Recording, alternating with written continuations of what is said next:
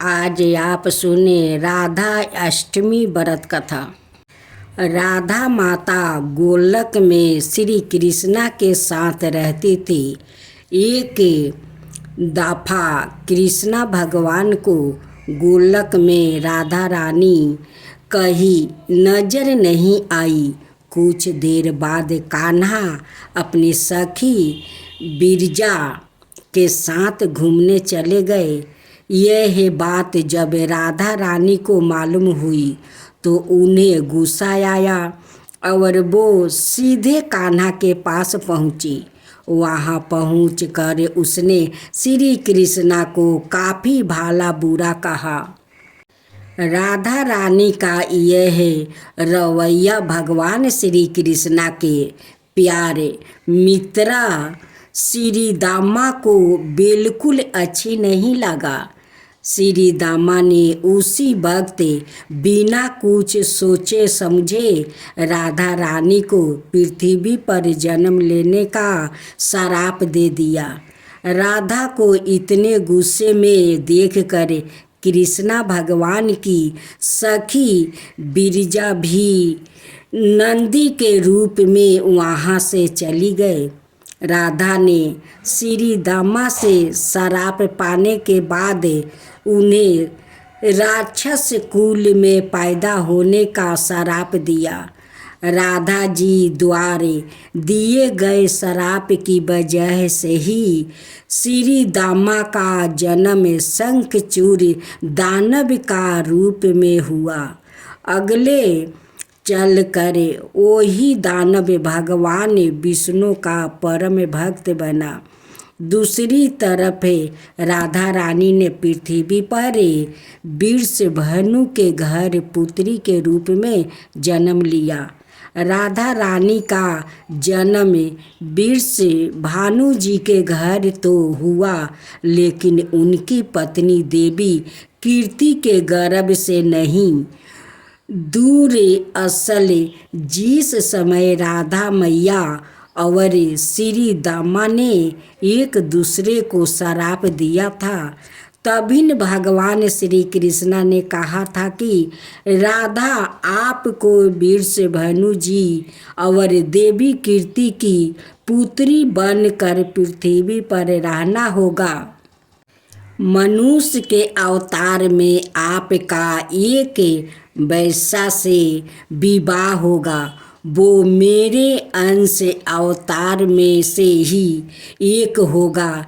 इस तरह आप पृथ्वी पर भी मेरी ही बन कर रहेगी, परंतु हम दोनों को बिछड़ने का दुख सहन होगा। इसके बाद कृष्णा भगवान ने राधा जी को मनुष्य योनि के रूप में जन्म लेने की तैयारी करने के लिए कहा। संसार के सामने वृषभानु जी की पत्नी गर्भवती हुई। जिस तरह एक बच्चा दुनिया में आता है, ठीक वैसे ही देवी कीर्ति का भी प्रसव हुआ, लेकिन असल में राधा माता का जन्म देवी कीर्ति के गर्भ से नहीं हुआ था। भगवान की माया से उनके गर्भ में बाहु भर गई थी। देवी कीर्ति ने उसी बाहु को जन्म दिया। इस दौरान उन्हें प्रसव पीड़ा हो रही थी और वहाँ राधा माता के रूप में एक प्यारी सी कन्या ने जन्म लिया। भाद्रो मास के शुक्ल पक्ष की अष्टमी के दिन राधा मैया का धरती पर जन्म हुआ था। तभी से हर साल इस दिन को राधा अष्टमी के रूप में मनाया जाता है। कहानी से सीख क्रोध एक बुराई है। क्रोध का जवाब क्रोध में ही देने से बातें और खराब हो जाती है। इसके कारण कई दुविधाओं का सामना करना पड़ सकता है। संबंधी कहानी। कृष्णा भगवान की चांद खिलौना की कहानी। एक दिन की बात है, यशोदा मैया गोपियों के साथ कान्हा की बाल सुलभ लीलाओं की चर्चा कर रही थी। खेलते खेलते अचानक कान्हा की दृष्टि चंद्रमा पर पड़ी। उन्होंने पीछे से आकर यशोदा मैया का घूंघटा उतार लिया। अपने कोमल करों से उनकी चोटी पकड़कर खींचने लगे और बार बार पीठ थपथपाने लगे। श्री कृष्णा बोले, माँ मैं लूँगा। जब मैया के समझ में बात नहीं आई तो श्री कृष्णा को गोद में लिया और पूछा, लाल तुम्हें क्या चाहिए? साफ साफ बताओ। तुम्हें दूध चाहिए, दही चाहिए, माखन मिश्री चाहिए? जो चाहेंगे सब मिलेगा। अब मान भी जाओ, रूठो मत। श्री कृष्णा ने कहा, घर की वस्तु नहीं चाहिए। उन्हें ने अंगुली दिखाकर चंद्रमा की ओर संकेत किया और कहा, वो चाहिए।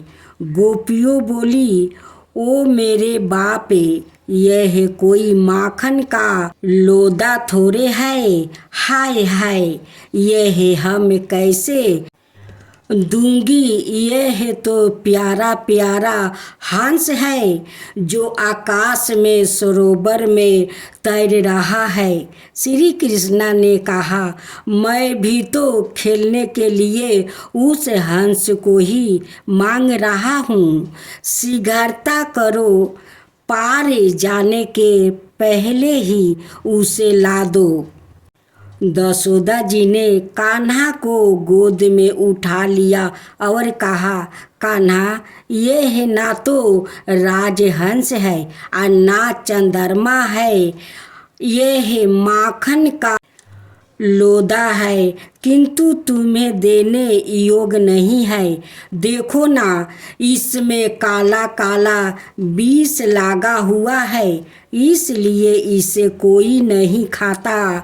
श्री कृष्णा ने कहा, मैया मैया, इसमें विष कैसे लग गया है? यशोदा ने कहा, लाला एक क्षीर सागर है। श्री कृष्णा ने कहा, वो कैसे है मैया? यशोदा ने कहा, बेटा यह तुम जो दूध देख रहे हो ना, इसका एक समुंदर है। कृष्णा ने कहा, मैया कितनी गायों ने दूध दिया होगा तब समुंदर बना होगा? यशोदा ने कहा, यह गाय का दूध नहीं है। श्री कृष्णा कहने लगे, मैया तू मुझे बहला रही है। भाला बिना गाय के दूध कहीं होता है? यशोदा जी ने कहा, जिस भगवान ने गायों को बनाया वो बिना गाय के भी दूध बन सकता है। कृष्णा, अच्छा ठीक है, आगे कहो। यशोदा, एक बार देवता और दैत्यों में युद्ध हुआ।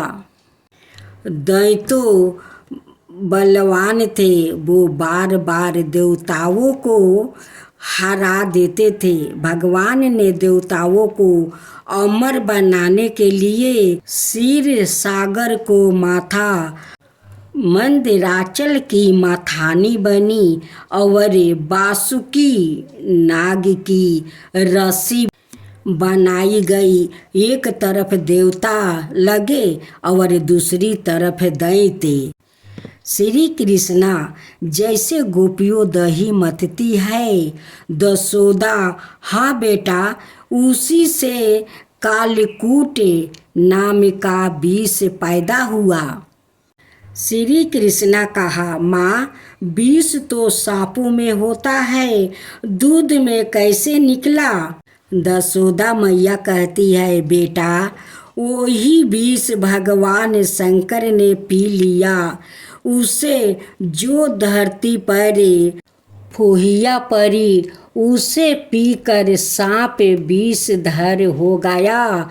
दशोदा ने कान्हा को चंद्रमा की अवर दिखाकर कहा, यह माखन भी उसी से निकला है, इसलिए थोड़ा सा विष इसमें भी लग गया। इसको कलंक कहा जाता है, इसलिए तुम घर का माखन खाओ। इस माखन को पाने के लिए भूल कर भी मत सोचना। कथा सुनते सुनते कान्हा को नींद आ गई और चांद खिलौने की बात जहाँ की तहाँ रह गई। बाल कान्हा को चंद्रमा खिलौना लगता था कि वो खिलौना है। उस खिलौने के लिए माँ दशोदा से जिद करने लगे कि वो खिलौना मुझे ला कर दे दो। तभी माँ दशोदा उस चंद्रमा को कहानी सुनाते सुनाते कान्हा का नींद आ गया, खिलौना जहाँ के तहाँ रह गया। यही है बाल कान्हा की कहानी।